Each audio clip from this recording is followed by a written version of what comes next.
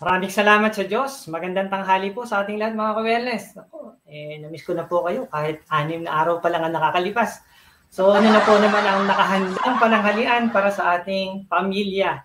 Ito po ang inyong amang lingkod, Alan Rosarda, kilala din bilang Tatay Alan, at masayang pagbabalik po sa ating programa. Ito na naman po tayo sa KPTV. Ito ang Total Wellness, Choose Happiness.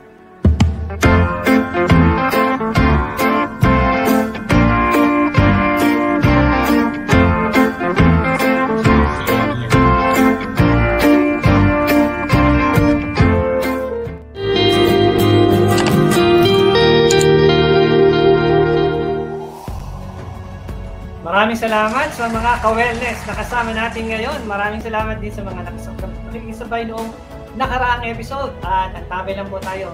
Marami na naman po tayo mapupulot ng mga karagdagang kaalaman mula sa ating inimbitang panuhin. At syempre, ihanda na rin niyo po ang inyong kopya ng The Philippine Star kahapon para po sa ating segment na Read It at The Philippine Star. Dahil ito na po ang tanong. Ano ang editorial ng The Philippine Star kahapon, Sunday, October 24, 2021? Kinalaman po yan sa maduming pera. Ano kayang klaseng pera to? Baka ikaw na manalo sa segment natin ito. Comment nyo na rin po sa amin ang inyong sagot. At ipapakilala ko na po ang ating special na panuhin sa ating pagbabalik.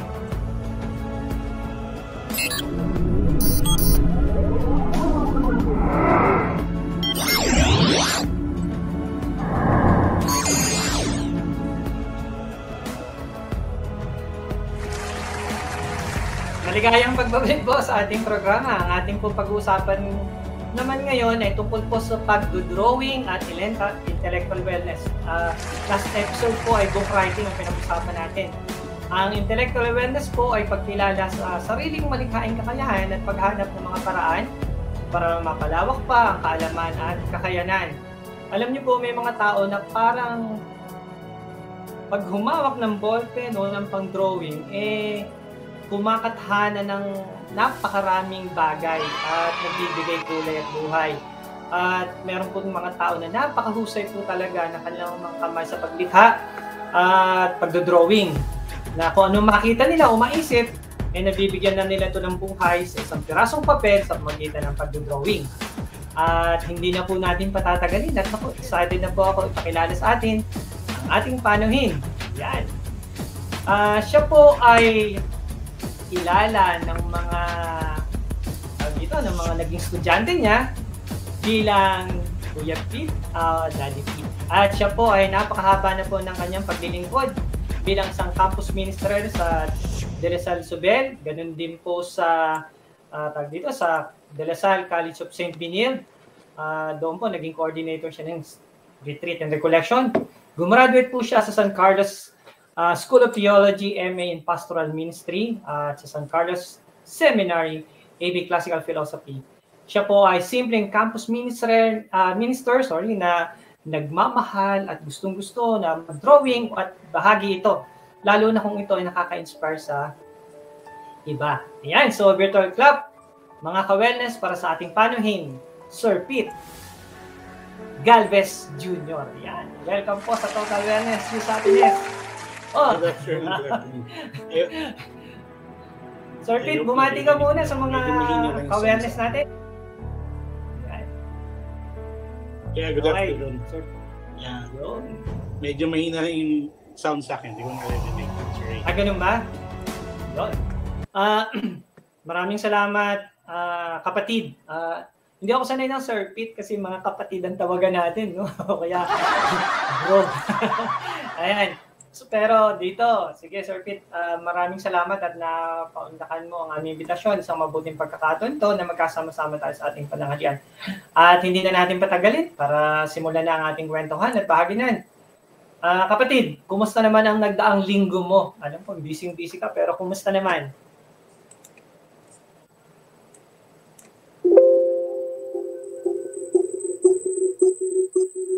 Hello?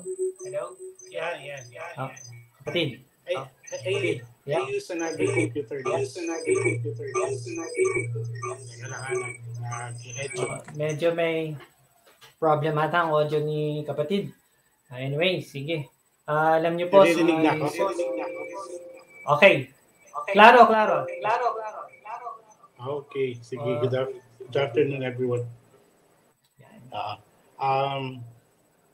Sige. Kumusta ang nagdaang linggo, kapatid? Thank you for the introduction, Kuya Alan.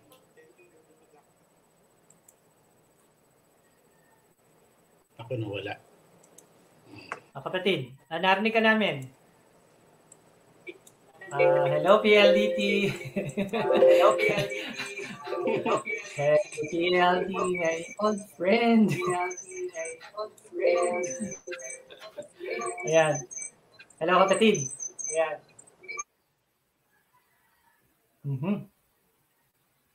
Dalawa yung computer na gamit.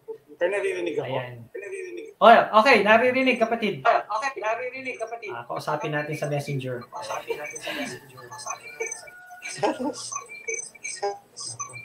Wait.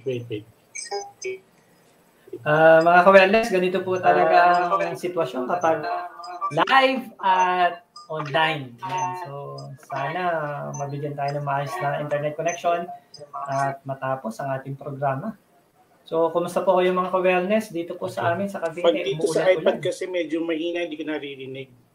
Okay, so may iPad. Kapatid, isang device na lang ang gamitin mo para pati yung echo ay ma-off na rin. So, kung laptop na lang, para siguro kung reliable yung laptop. Yan ang problema sa technicals. Oo. Ganyan talaga. Naku, marami tayong pinagdaanan na ganyan sa ating programa.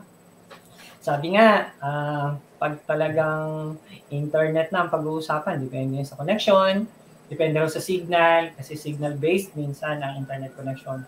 So, hopefully, sa mga darating pang panahon, dahil eto na, naranasan natin for almost 2 years ang online, sa classes, sa seminar, sa negosyo, sana ay mabiyayaan man tayo ng mas magandang internet connection at ayan. So, hello PLDT. Okay. So, nung bata pa po ako, mahilig din ako mag-drawing, kaya lang talagang simpleng drawing lang ang ginagawa ko. Yung sinasabing stick person. Oo. Kaya talagang gusto ko rin sana mag-aral noon. Kaya lang nauwi na nga lang sa drawing. So, drawing na lang yung pag-aaral sa pag-drawing. Kumbaga, hindi na. Pero, isang magandang pagkakataon to kasi talaga naman ang ating guest, mga ka-wellness, ay pag nakita niyo yung mga sample niya na mga ginawa niya, kulang na lang po ay magpa-exhibit siya sa dami ng kanyang na-drawing. At mula sa lapis, sa ballpen, sa sign pen, coloring pens, ay pati digital art, pinasok na lang yan. Pero ayan na po natin siya magkwento mamaya. Pagbalik na po sa online para siya na po sa kanya niyo po siya marinig ang kanyang kwento at ang kanyang pagmamahal sa pag-drawing. At ano na ba ang naidulot ng pag-drawing sa bahagi ng buhay niya. Okay. So, lahat naman po siguro tayo nakaranas din mga awareness na kumuha ng papel, ng ballpen para mag-drawing. Kasi kahit nga nung mga bata pa, di ba? Ito yung isang pinagagalit din ng mga magulang natin, yung pader o dingding. Ako makita, may drawing na ng Crayola o ballpen. At meron naman, talagang pati dingding o bahagi o pader ng isang building, dinodrawingan na rin nila. Iba po yung sinasabi kong drawing na wall art painting, kundi baka po yung mga nagba-vandal, nagdo-drawing na rin.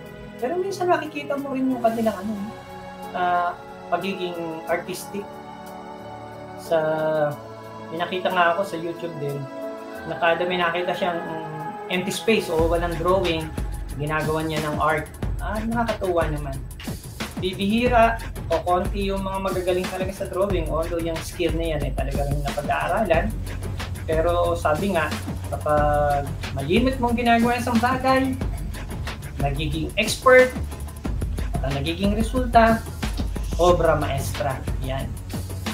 Napaisip ako, bakit naging obra maestra yung mga magagandang drawing.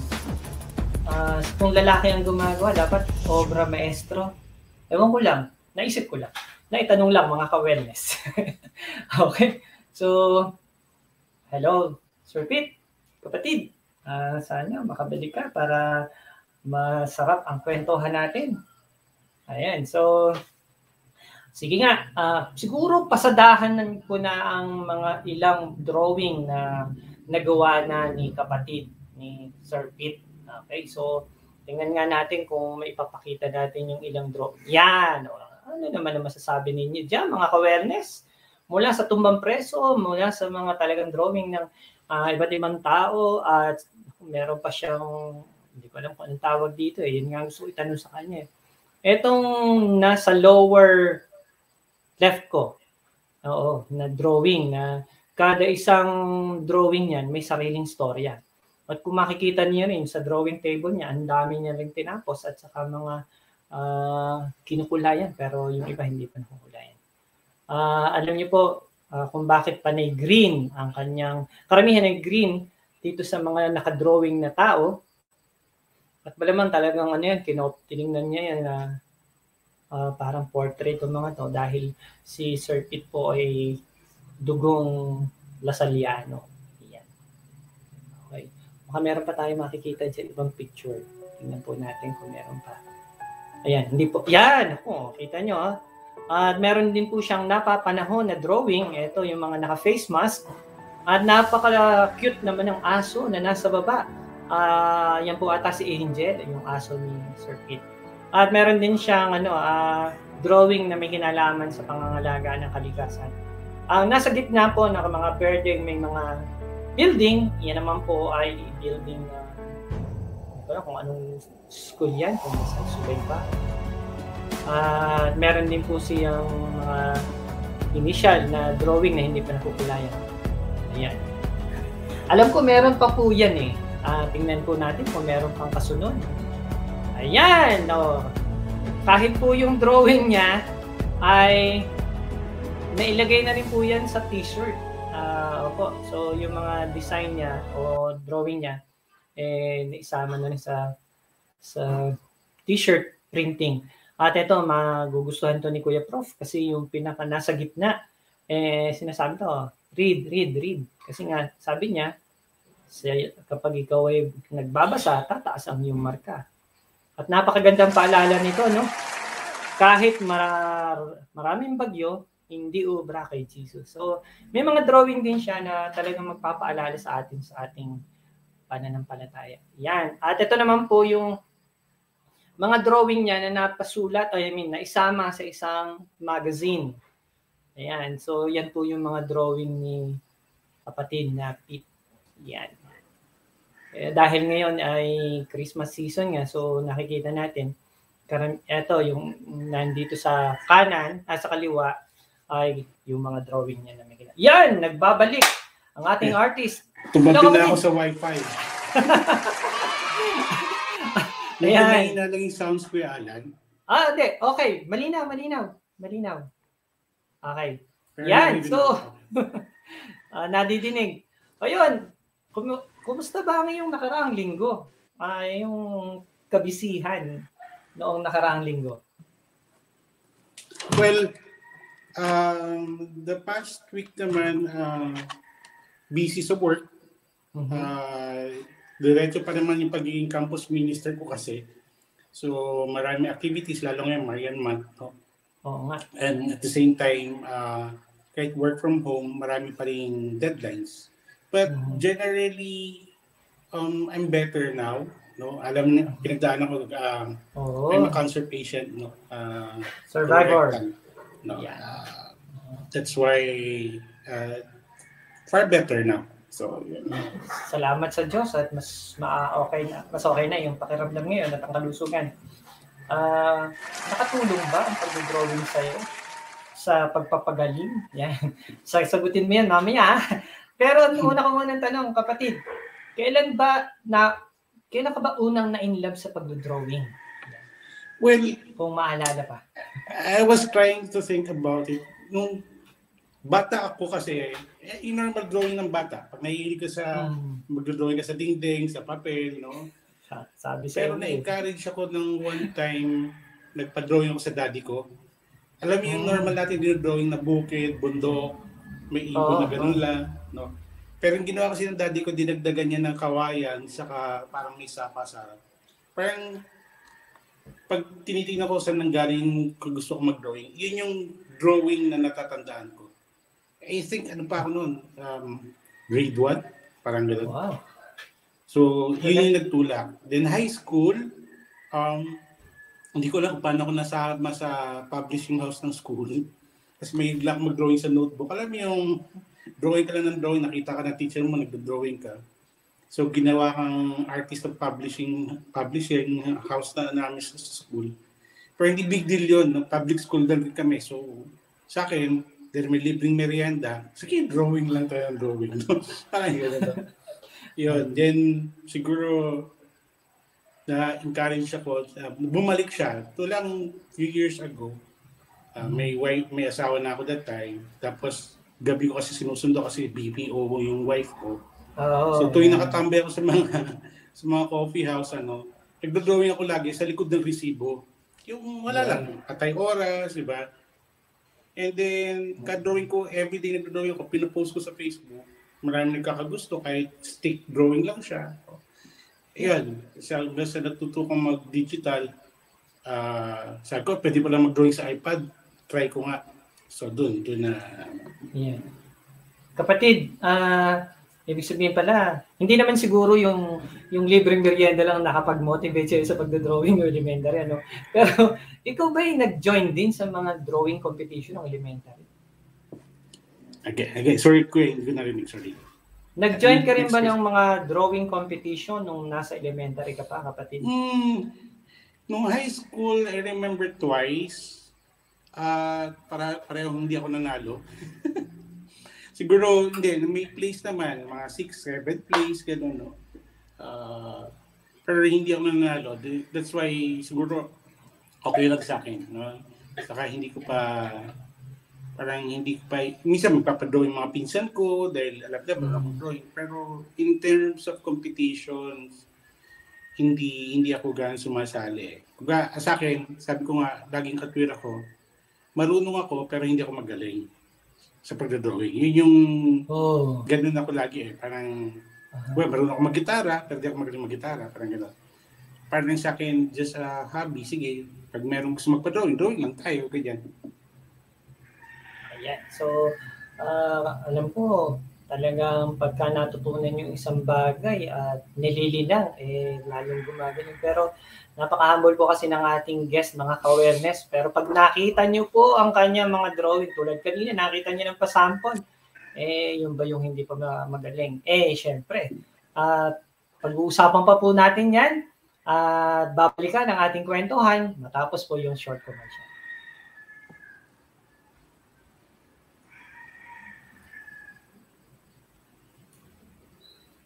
Okay.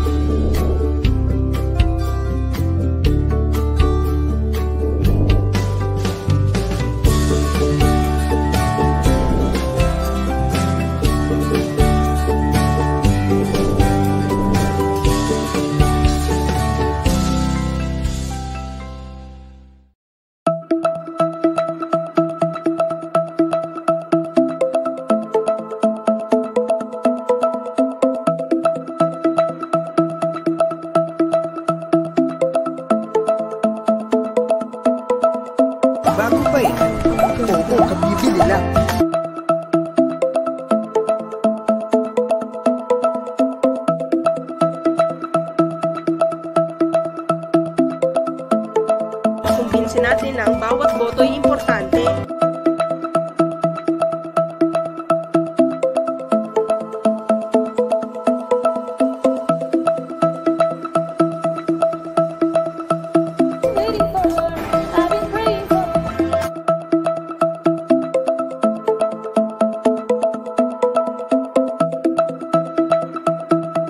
Ako si Kuya Kelvin, ang inyong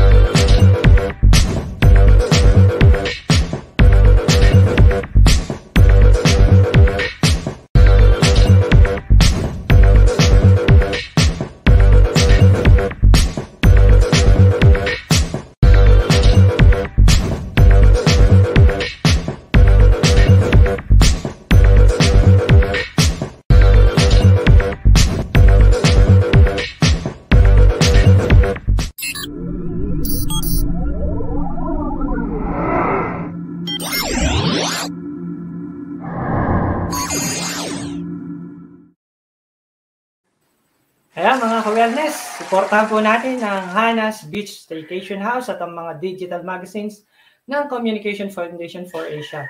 At ganoon din po, syempre, mga bagong libro ni Kuya Prof para sa pag-aaral ng ating mga anak. At yun naman pong nakita nyo, yun po yung mga programa sa KP Television mula Lunes hanggang Sabado na ating kagigiliwan, kapupulutan ng karagdagang kaalaman. At sa inyong patuloy na suporta, ituloy-tuloy din naman po ang paghahatid ng KP Television ng mga programang makabuluhan, mapapakinabangan at makakapagbago ng buhay. Kaya huwag niyo pong kalimutan to like, share, subscribe at pakipindot na rin po ang bell para ma-notify namin kayo sa mga bagong episode ng iba't ibang programa ng KP Television. Tuloy na po tayo sa ating programa Total Wellness Choose Happiness kasama si Sir Pete.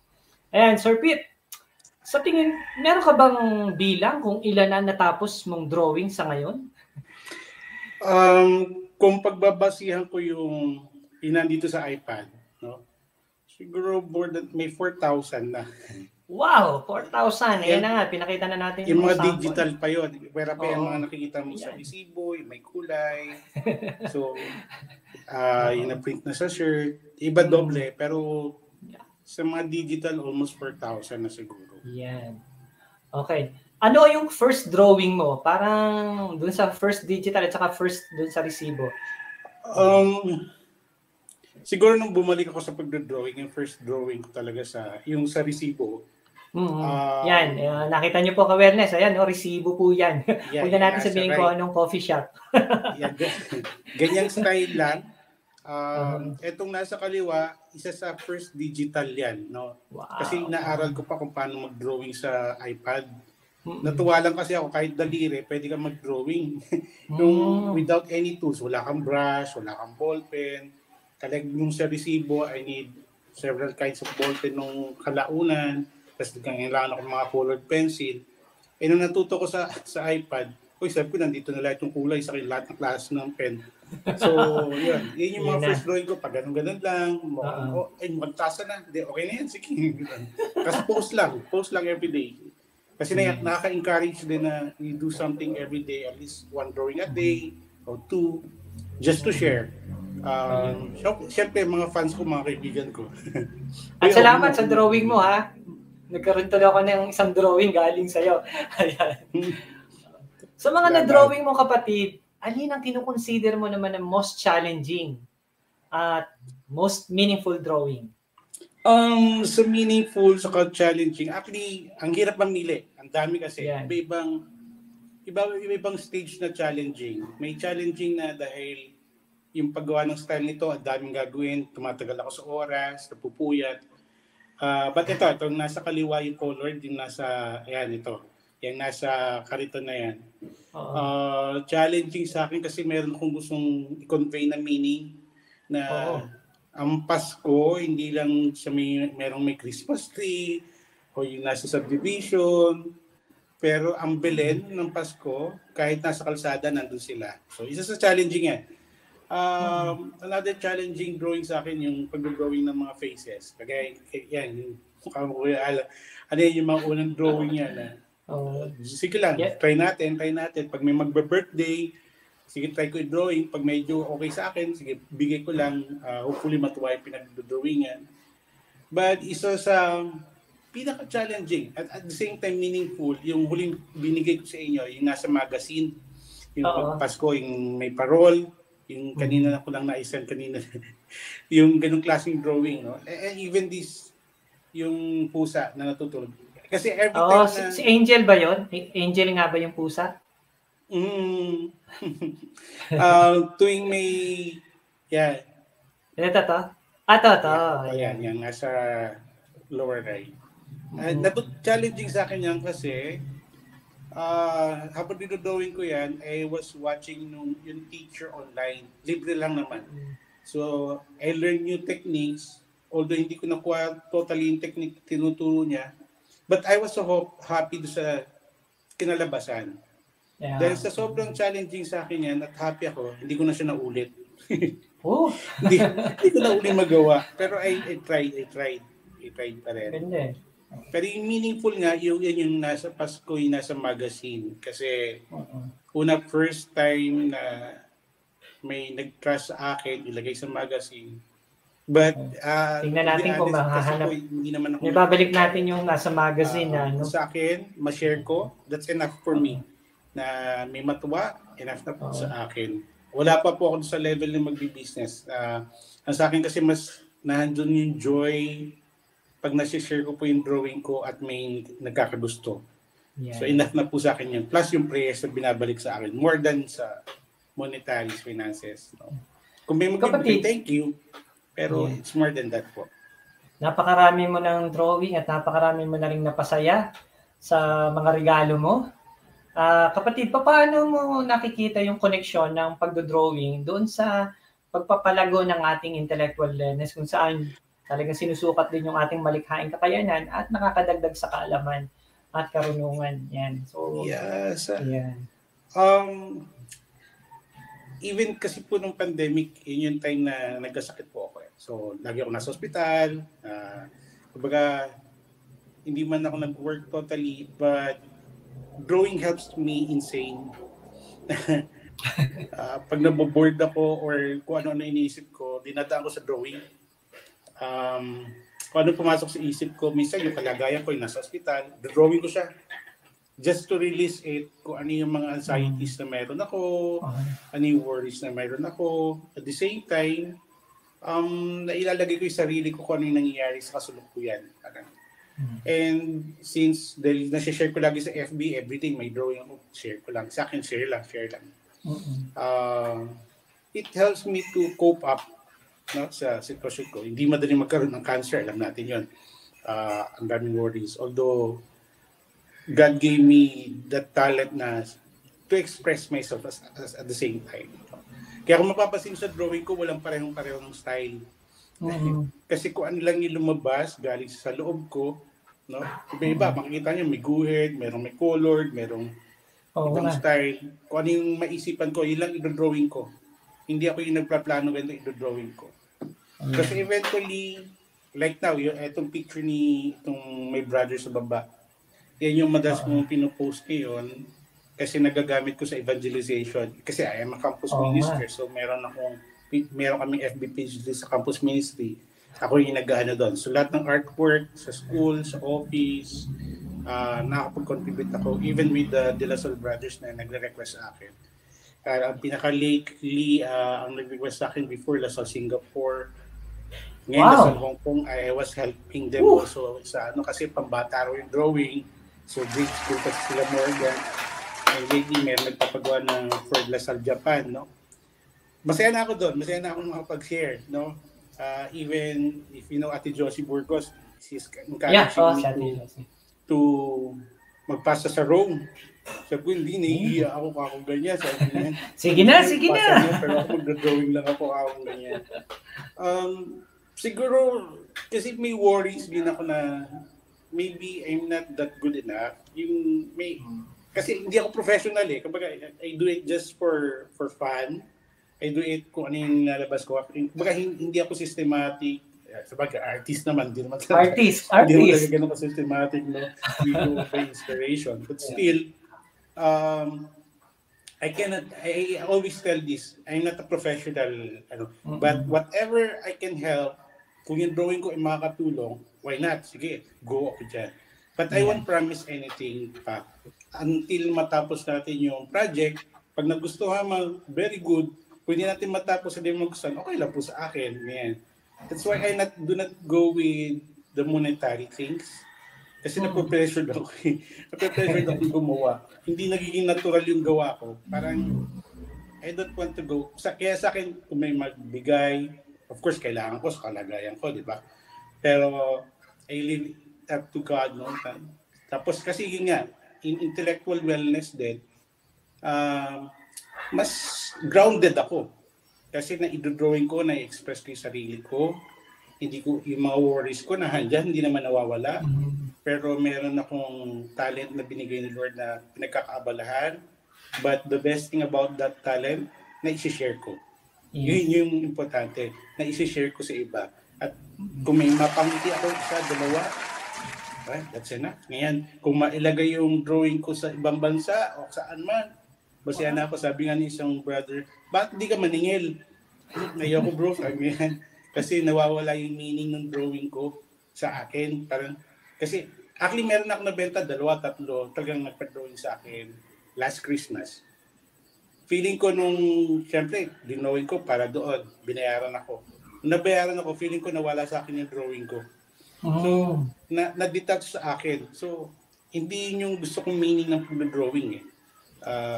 Although masaya naman yung pinagbigyan ko, tuwa sila, ang nagustuhan nila.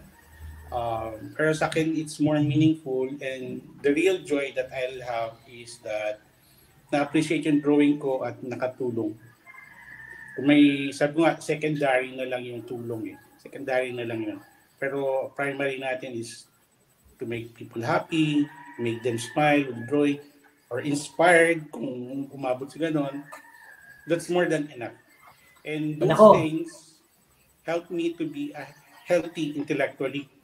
No? Parang sabi nga nila, hindi man ako academic intellectual. No? Yung misis ko gano'n. No? Kaya makikita nyo, ang raming libro sa likod ko. Ayun. Sa misis ko yan, hindi akin yan. Wala akong isang libro dyan. Alam mo kapatid, napakarami mo nang na-inspire, napakarami mong napasaya. Ayan. Sure, kapatid, na marami kang napasaya at na-inspire sa mga drawing mo. At syempre, hindi lang sa drawing, kundi sa ministry mo, ang dami mo rin natulungan, napasaya at na-inspire. Paano mo ba naman ginagawang alagaan naman ang iyong sarili, ang iyong kalusugan, sa kabila ng napakarami mong pinagkakabala na gawain? Lalo na ngayon sa pandemya, syempre, lalo nga na sa kondisyon mo na ikaw ay survivor. Yung pag-aalaga sa sarili, siguro ang blessing lang ngayon dahil nasa bahay lang lahat. No? Hindi ako bumibiyahe. Siguro kahit bumibiyahe ngayon, limited ako because of my situation. But I was blessed in a sense, no? I stay at home. So mas pili yung nakakain ko, tamang pagkain, hindi lang puro fast food, hindi lang puro labas. No? At the same time, yung coping ko is, doing these things, still doing ministry, no? In spite of online siya, FB siya. Pero I felt marami ako nako-contribute because, it's a drawing, no? Every day you post a inspirational quote with your drawing, no? With your guhit, no? And it's more than enough. It's more than enough na parang mas safe pa ako dito sa loob ng bahay. That's why ngayon, inaayos ko itong bahay. Parang sabi ko, hindi ko na kailangan lumabas. Kumbaga yung mga kailangan dapat gawin o may itutulong ko, whatever, even not to hindi naman para buhatin yung sarili. So minsan kahit walang-wala ako, pero pag may nag-ask ng tulong na mas may kailangan sa akin, I give kung ano yung meron. Sabi nga, kuya, bakit ka pa nagbibigay? Wala ka na nga. Ang point ko lang, sabi ko, babalik din yan ako.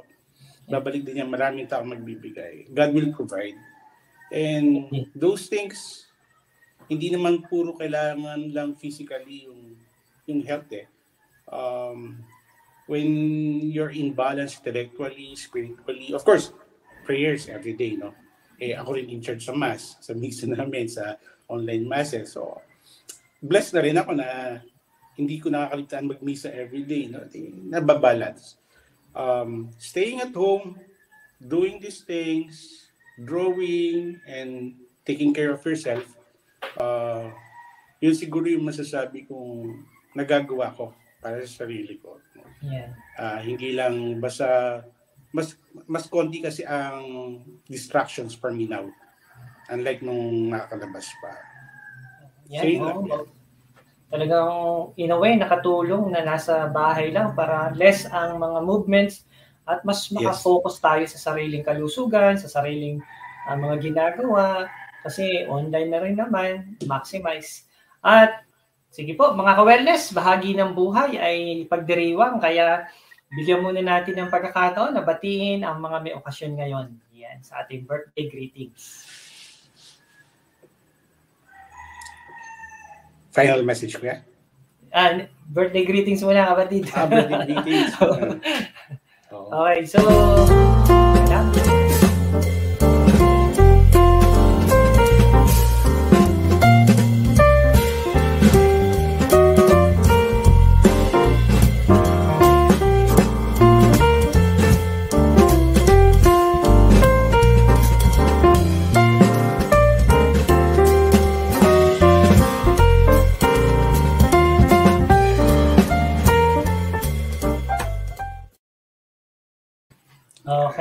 So, happy special day kay Ma'am Cynthia Munar Naka, kay Sofia Happy Rain birthday. Crudo, kay Sir Edson Edrosolano, at syempre, ganun din kay Engineer Maribig Sidamon, kay Ma'am Malu Masalyahe Waresma, at syempre, kay Teddy Costa, kay Coach Marife Balen Rolyon, kay Ma'am Ella Villaluz Balio, kay Freya Enano de Guzman, ako po ito sa ating estudyante sa Lasal.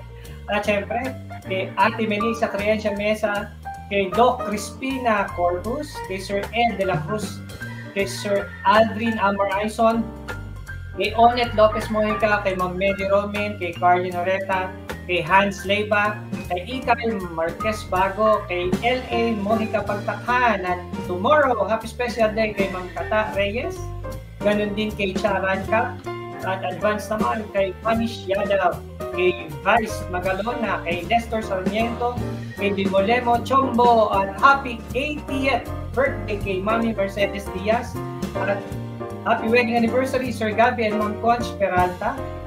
Ganun din kay 7th wedding anniversary kay Sir Ochi at Celine Castrense Davilla, and happy 12th wedding anniversary Sir Andre and Ma'am Rose Ann Agusamis. Binabati rin natin ang mga ibang nagdiriwang na okasyon ngayong panahon na to. Yugeria, ayan kapatid, baka may gusto kapatid na nagdiri ng mga raman o ano mga okasyon ngayon. This month, nag-celebrate din ng brother ko si Paolo Dantes sa Canada. Of course, yung si Ate Jerix Ligod, dati ko kasama sa CMO. Still in the rest of the bed, and all my relatives na let's celebrate. Happy birthday sa inyo. Mga ka-wellness, talagang mabuti ang kalusugan para mas marami pong okasyon kasama ang pamilya, kamag-anak at mga kaibigan. Mga ka-wellness, salamat din po. Nagpapasalamat din po tayo sa mga frontliner na patuloy na naglilingkod sa bayan. Mabuhay po kayo. Amen. Siyempre po, panalangin para sa mga may karamdaman, nagpapagaling sa ospital o sa sariling bahay. Ganun din po yung mga nababalisa, nawawalan ng pag-asa, at maging mga nasa kulungan. Sama po natin sila sa panalangin, sa awa at pagmamahal ng Diyos. At sa ating pong segment na I Read It at The Philippine Star, ang sagot po doon ay Dirty Money Gray List. So may nanalo po kaya? Nako, yan. May nanalo po kaya ngayon sa ating segment? No winner. So wala pa rin pong nagwawagi. Sayang, napakagandang items pa man din ang bibigyan ng Philippine Star. Sana may makapanalo po. At mabilis po ang ating oras ngayon, kaya talagang nagsisimula, nagtatapos. Pero mga ka-wellness, hihingan po natin ng mensahe si Sir Pete, si kapatid, para sa pagsasara po ng ating programa sa araw na ito. Yes. Una, salamat Kuya Alan for this opportunity to share. No? Yun lang sigurong masasabi ko na gusto kong ginagawa, magbahagi. No? For our own wellness, stay focused doon sa mga meron na kayo. No? Nandiyan lang yung sinakatago lang, we have to discover. This pandemic helped me to focus more, to learn more about doing drawings. No? Una, yun nga, sabi ko, ikot lang na resibo, kung ano lang yung ginagawa. But I learned to learn sa YouTube. Marami tayong pwedeng paggawin. No? Ano man yung talent na meron ka. No? It will help you balance your health intellectually, physically. No? Just stay focused in a very, very important thing. At the same time, take care of yourself. Anuhin natin yung mga bagay na meron tayo kung yung health natin ay wala. So mahirap din yun. That's what I discovered from me. Take it from me, from a cancer patient. No, the good thing about last February, I was declared cancer-free. But still, alam na natin, ano pa yan, 5 years. But still, it's a good blessing, a great blessing. Take care of your health. Total wellness. And keep watching these things, no? Kasi it helped a lot. It will help a lot. Last thing, don't forget those people who supported you, especially your family and friends. Because in my healing, in my wellness, the persons around me are the one who helped me a lot. their support, and their prayers. Thank you and God bless. God bless. Yan, maraming salamat, Sir Pete. At siyempre sa ating mga ka-wellness, ganun din kay Kuya Prof. Talagang stay connected with health, stay connected with our faith, at definitely kailangan din talaga na maging aware tayo sa mga nangyayari para mapanatiling malakas malusog. At Sir Pete, sana hindi ito yung huli ha. May iba pang pagka naman ikaw ay magkakaroon ng one-man exhibit show sana wag mo kami kakalimutan ng imbitahan. Yan. So, maraming salamat na kapatid. Thank you, Kuya. Naway pagkalooban tayo ng kalakasan ng Panginoon Diyos at loobin po ng Diyos. Kita-kits po ulit sa Lunes sa katulad na oras sa channel dito sa Total Wellness Choose Happiness. Muli, maraming salamat po sa Diyos. Ito ang inyong ka-wellness, Tatay Alan, na nagpapaalala, ang kahulugan ng buhay ay buhay na may kahulugan. Ngayon ang magandang araw para sa mabuting pagbabago. Magandang araw mga ka-wellness, manatiling ligtas, malusog at masaya, pagpalain at ingatan lagi tayo ng Diyos. See you next week. Kuya Prof, si Kuya Prof, si Kuya Prof, si Kuya Prof.